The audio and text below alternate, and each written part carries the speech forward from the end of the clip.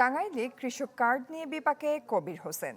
নেটিজেনদের দাবি প্রকৃত কৃষক নন তিনি। বিষয়টি নিয়ে জেলা জুড়ে চলছে আলোচনা সমালোচনা।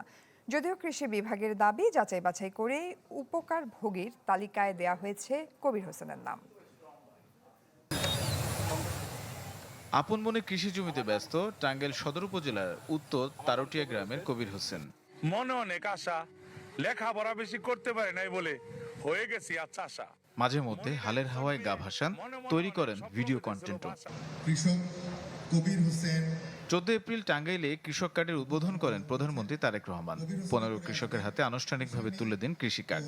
সে তালিকায় ছিলেন কবির হোসেনও, কিন্তু নেটিজনদের দাবি কৃষক নন তিনি। এবং গাছের চারা।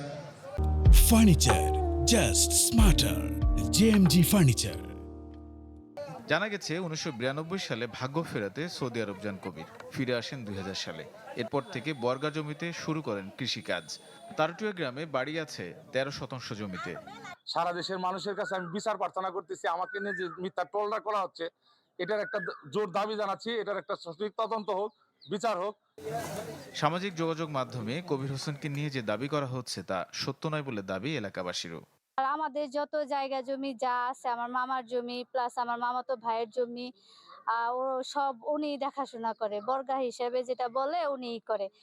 আমার জমিও চাষ করে, তারপর আমার মেজো ভাইয়ের জমিগুলাও চাষ করে, তারপরে ওর যে ভাই, আপন ভাই ইতালি থাকে, ওই ভাইয়ের জমিগুলাও চাষ করে।